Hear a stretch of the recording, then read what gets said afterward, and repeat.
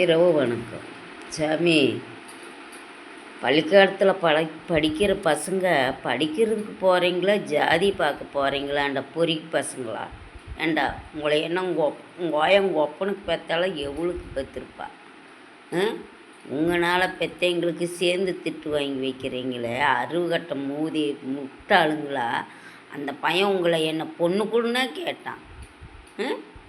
அவன் வாக்கில் அவன் படிக்கிறான், உங்கள் வாக்கில் நீங்கள் படிக்க போகிறீங்க.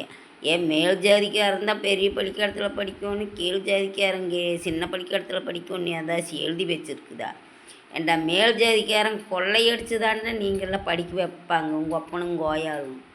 நான் கீழ் ஜாதிக்காரன் கல்லுடைக்கவும் கல்லுடைக்க போவான், மூட்டை தூக்க போவான், கார வேலை செய்வான், டிச்சு வேலை செய்வான், எத்தனை வேலை செஞ்சான் குழந்தைகளை படிக்க வைக்கலான்னு பட்டிருப்பான்.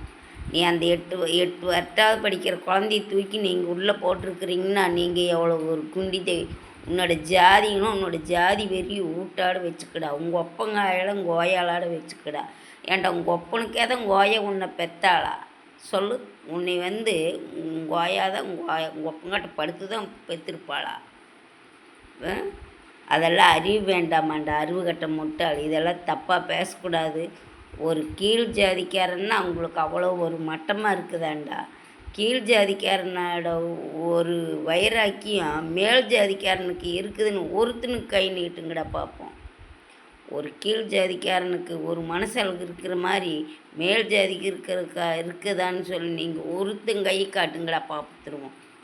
அந்த பையன் என்னடா பாவம் பண்ணுச்சு?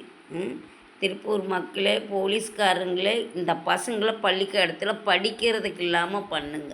அப்போத்தான் திருந்துவானுங்க.